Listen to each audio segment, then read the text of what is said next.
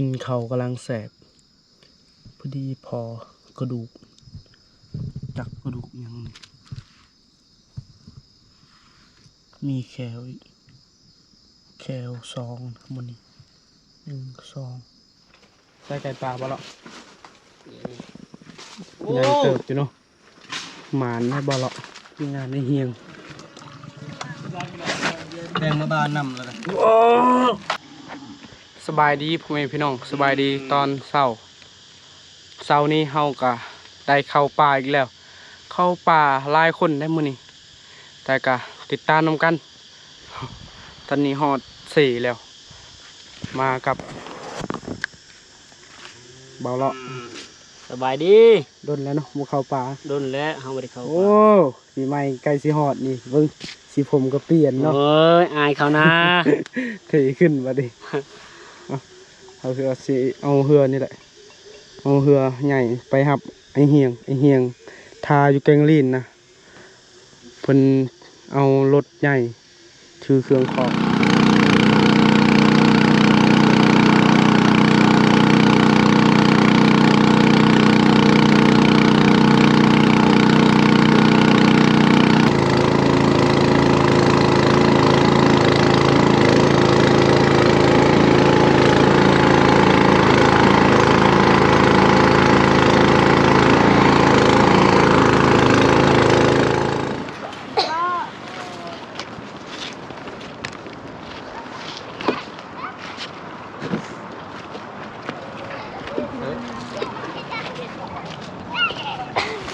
บังมือตัวนี้นำไปพิมพ์ไปรอเตะไปเตะรอเราเลยคือไหนดิสนัวเลยเยอะแนวต่อเบิก2กัน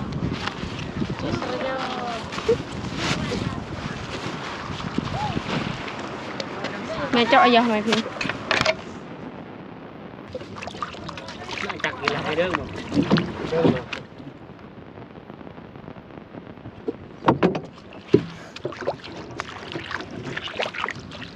กีฬา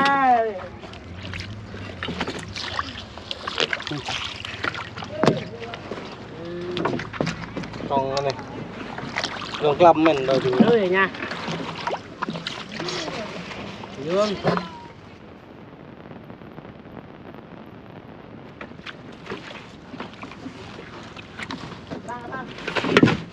สบายดีน้องจันมา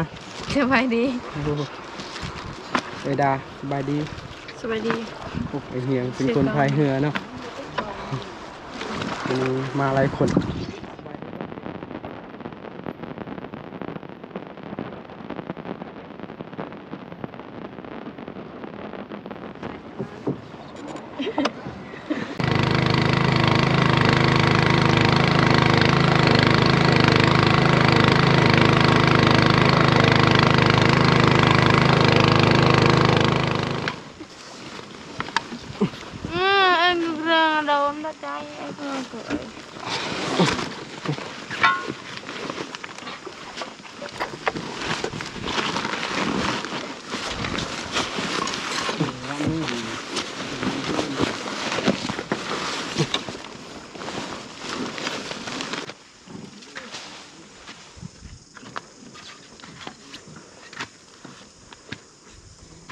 เข้าบนนี้บ่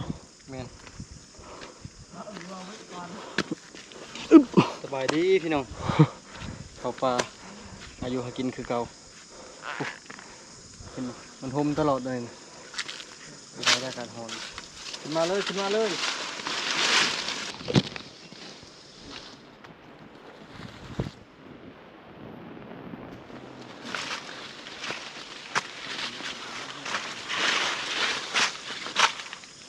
ี่น่าเย็นนะ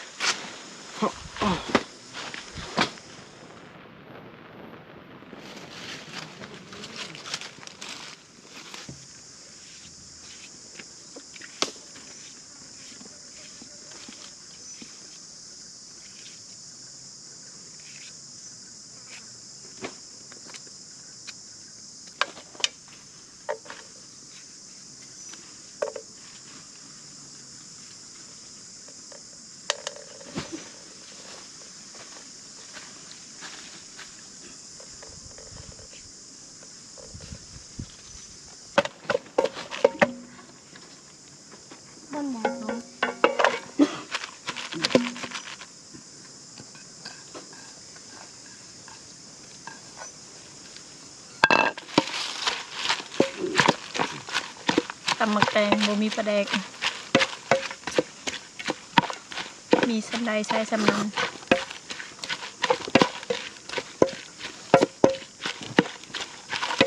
โอ้แล้วมันเด้งเหรอเรา ตำหมักแตงครับเรียบร้อยแล้วมาไปกินข้าว มาแล้วข้าวนำกัน กินหลายคนมื้อนี้6 คนบ่หกเจ็ด เป็น เจอกับกต่อให้ต่อกับนี่กับนี่ ตามปันตะกลาเป็นถึงเบิ้ลกับเบิ้ล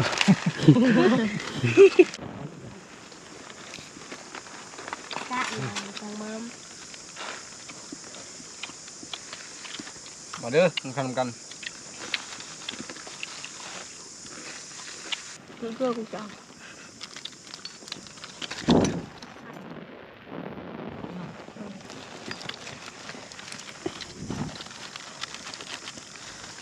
กินข้าวกะอิ่มเรียบร้อยแล้วเฮากะสิไปลัดได้ไปกับเบาเลาะ2 คนสิไปลัดพุดอยู่เทิงพุ่นแหละขึ้นวิทย์ภูนี่ไอเฮียงเบาโดมไปด่าแล้วก็น้องขึ้นมาลานพินสิไปใส่มองนะเฮา2 คนไปลัด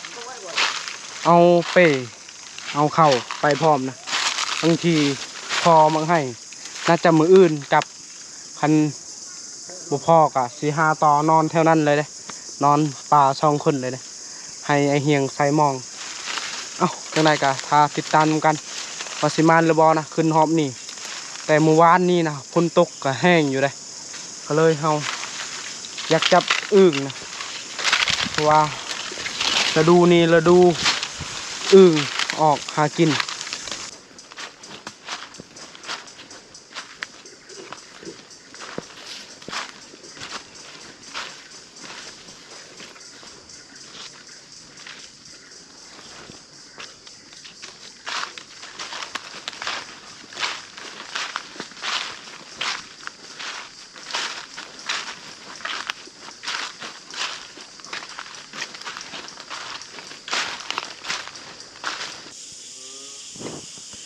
เสียงอึ่งยังบ่ทันคำเลยอึ่งห้องก่อนแล้วอึ่งมันอยากลงกินน้ำนะถึงก็มีวันหอยู่นี่มันเป็นห่วยนะเธอมีแต่บ่อนนี้มีห่วยนี่ได้ยินเสียงอึ่งเบื้องนั้นคือเบื้องนี้นะโอ้ใกล้กับบอนเฮาเลยห่วยตัวนี้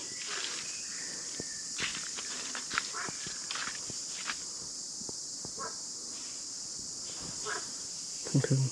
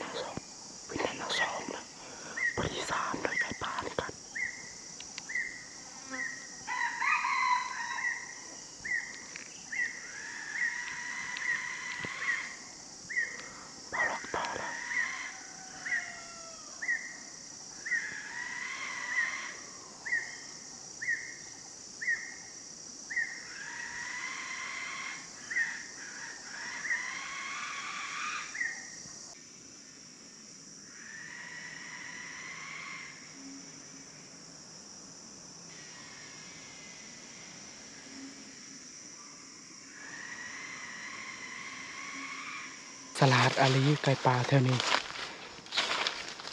ไก่ป่ากับไก่ตัวแม่ตัวผู้กับตัวแม่มันบุกเขาต่อจังไดก็บุกเขาเมื่อยเฮาก็สิไปต่ออีกเห็นจักมันยางกินมะม่วงไข่หล่นลายอาลีทุกคนเฮาพอซองกุกมะม่วงไข่แต่บ่อยากดักนะเฮาระวังสัตว์ใหญ่ว่าฝนตกใหม่ๆนี่นะหมูป่ามักหากินแถวแคมทางบ่เลาะเพิ่นไปก่อนแล้วบ่พางไปตำหลัง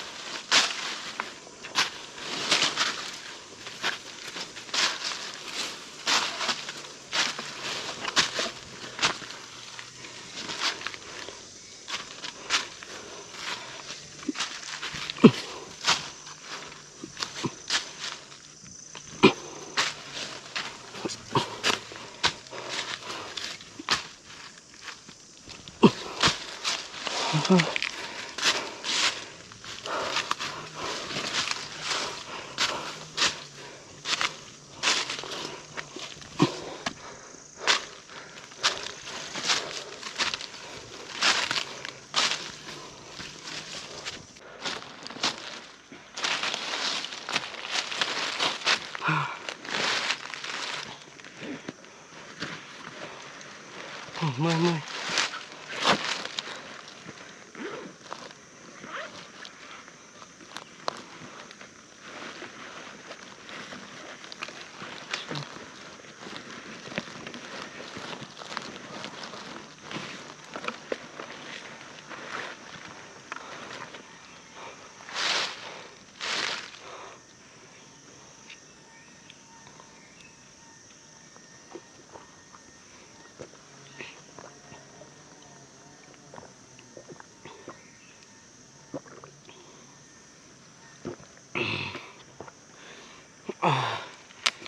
ื่อยตอนนี้จักโมงประมาณ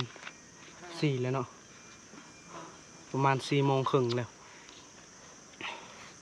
แต่ก็บ่พอยังพอวันนั้นไก่ป่ากับกระหอกแต่ผิดพลาดนะเฮาก็สิเลาะแคมทางสงครามนี่แหละเลาะขึ้นไปหากุ้งมากนะ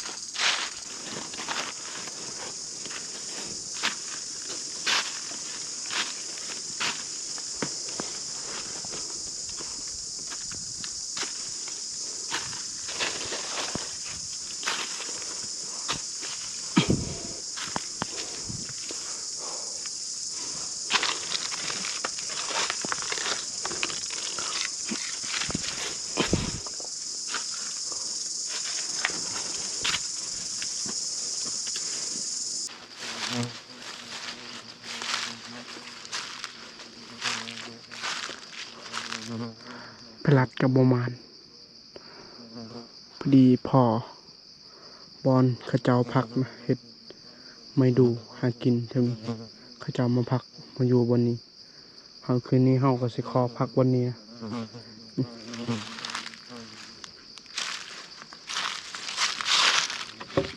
ไม่เปื่อยเด้อนี่นี่ก็ต้นมะกอกนะ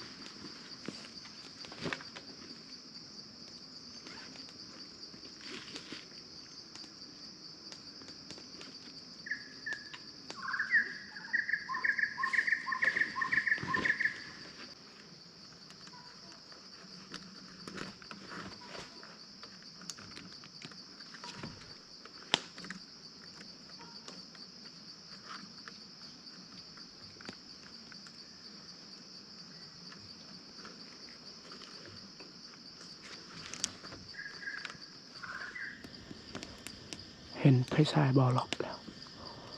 บ่ฮู้เพิ่นมันหยังนะเบิ่งนั่นน่ะสิแซวๆอยู่ห้องมันอยู่บ่บ่มันนะพอยังบ่ละ พอไก่ป่า ตัวแม่ตัวผู้ ตัวผู้และเฮาเจียกตัวนี้ ลองเฮ็ดเบิ่งโอ้ เห็น เป็นพันธุ์เก่าเนาะ นี่ มันบินก่อนบ่ มันเป็นแบบแซกมันมาโอ้ มาบัดเดียวแล้ว เสียงยังวะเฮ็ดไก่ จะเห็นบ่หอยผ่าน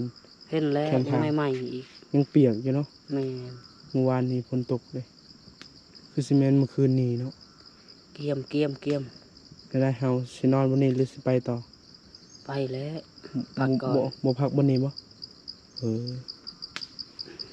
พักผ่อนพอมีเหือมีแห้งเนาะ แม่น ไปสิย่างบนนี้บ่ได้นอนพอพังคิดว่าบ่เลาะมันก็สิพักบนนี้สุดท้ายบ่มัน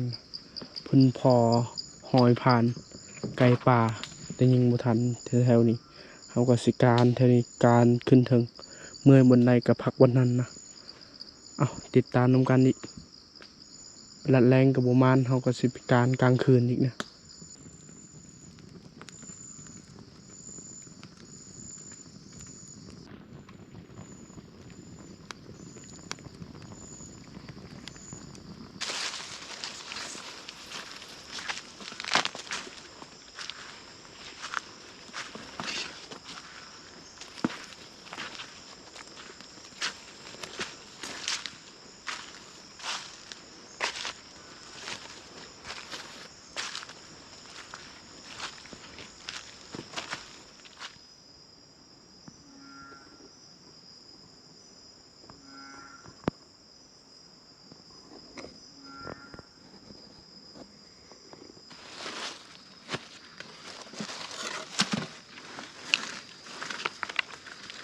มันจะเอามาบ้าง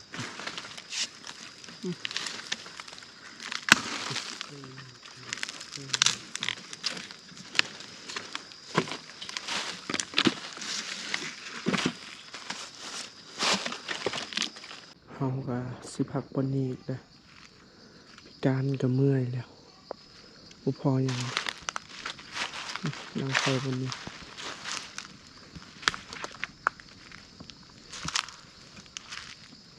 บนนี้เฮาก็มัดเปบนนี้ก็บ่เลาะยังเปบ่พางเปบ่เลาะ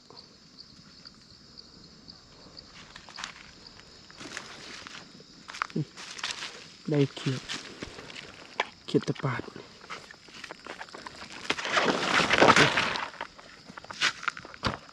ปลายตัวเขียดนี่ประมาณ10ปลายตัวเขียดตัวใหญ่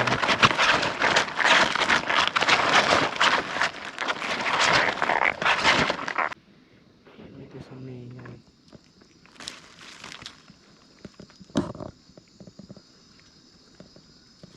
เขียดนี่บางคนนะยาน แต่ชาวบ้านเขากินเขาจีกินเขียดนี่แหละ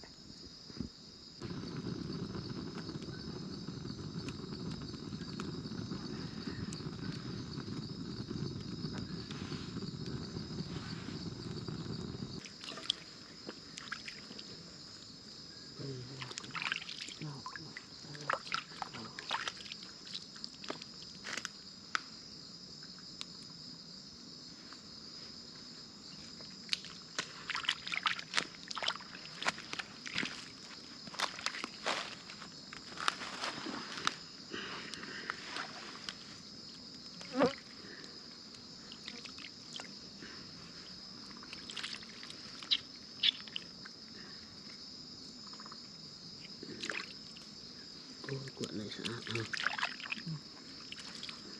เปื้อน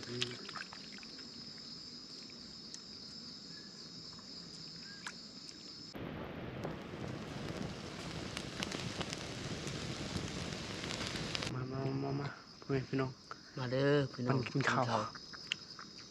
าวรอบดึกกับบอลเลาะกินปีงเขียดกับจี เก็บตะปาด บอลเลาะจีบอพางปีแซ่บมันเขียดยำนี้นะ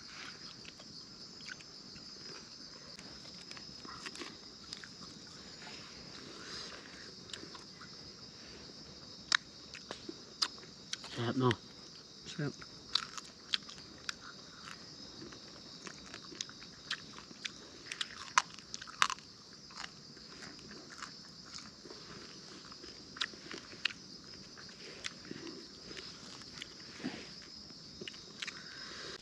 กินเขากำลังแสบ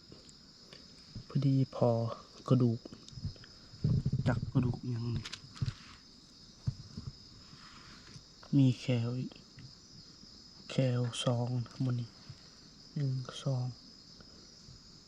กระดูกคือซีเมนกระดูกสัตว์ใหญ่แต่บ่พางบ่กล้าจับนะกระดูกนี่ใหญ่อยู่เลย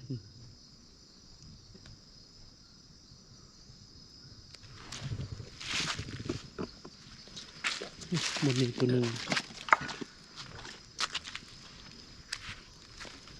นี่จากกระดูกคือกัน มีแคลอีกแคล2คือกันแคลว่าใหญ่เติบอยู่นะว่าพางถ่ายให้พ่อแม่พี่น้องได้เบิ่งแต่ว่าพางบ่กล้าจับนะ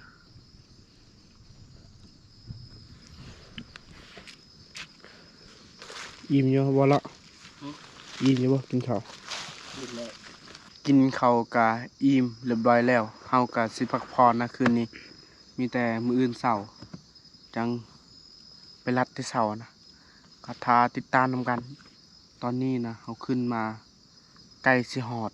บอนเฮาไปรัดกับไม่เหี่ยงแล้วใกล้สิฮอดหอยหมูป่า แต่เฮาขึ้นมาเฮาพอบางพอนกพอหนูวายแต่บ่อยากยิงนะเพราะว่าบอนนี้นะไกลกับ บอลเฮาสิไปลัดมืออื่นก็เลยบ่อยากยิงเฮาสิดักบอลนี้ต่อเอ้าจังใดก็ทาติดตามมืออื่นสิมานหรือบอนะเอ้าคืนนี้ก็สิขอพักผ่อนก่อน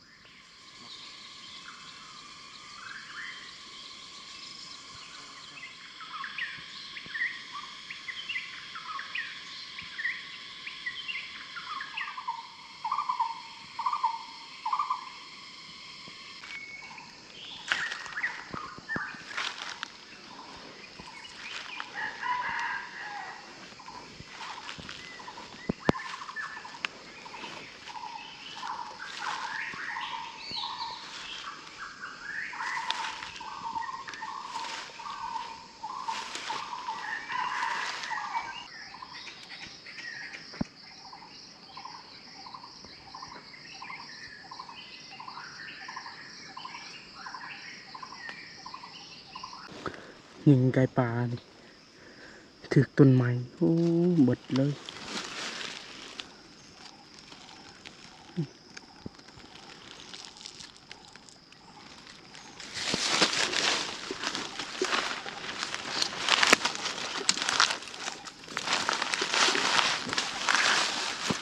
วันนี้มันเขียวันนี้โหลดลูกปืนเห็ด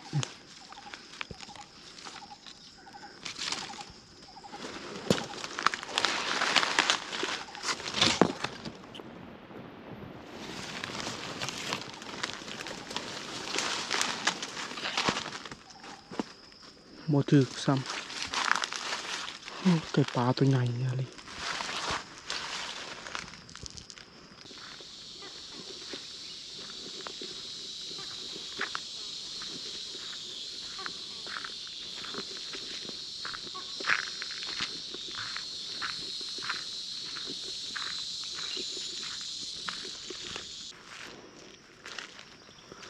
ทางหน้าได้ยินเสียงเป่าโหงแล้วโหมีมาไงแล้วบอนะนี่ทางหน้านี่ไปเบิ่งน้ำกัน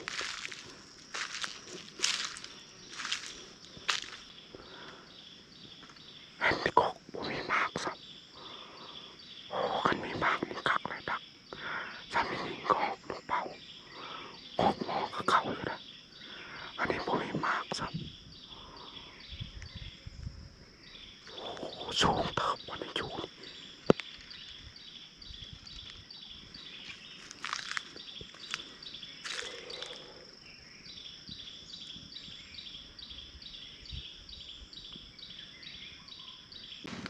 มานี่ว่าบ่ละ สบายดีมานอยู่ คือได้ยินยิง2 บาทยิงยัง ยิงไก่ ยิงไก่ปลาวะ แม่น ตัวหนึ่งดิ ได้แล้วตัวผู้ เออ กระทั่งก็ฮอกน้ำเลยเอาได้เลย หมานเนาะเจ้าเนาะค่อยน่ะยิงไก่บ่ถึกซ้ำเสียดายอะดิกินแล้วบ่เข้า ยังถ่ายเหี่ยงน้องดาก่อน ก็หอกก็ใหญ่เติบอยู่ได้นี่อ๋อใหญ่อะดิเนาะ ตัวแม่ ตัวแม่ปะ แม่น ตัวแม่มันออกสีแดงๆเนาะ อืม อย่างนี้ไอ้เฮียงเอยดาเบาโดมเพิ่นก็ย้ำมองนะเพิ่นกลับแล้วหูสิมานระบอนะทีมงานเพิ่น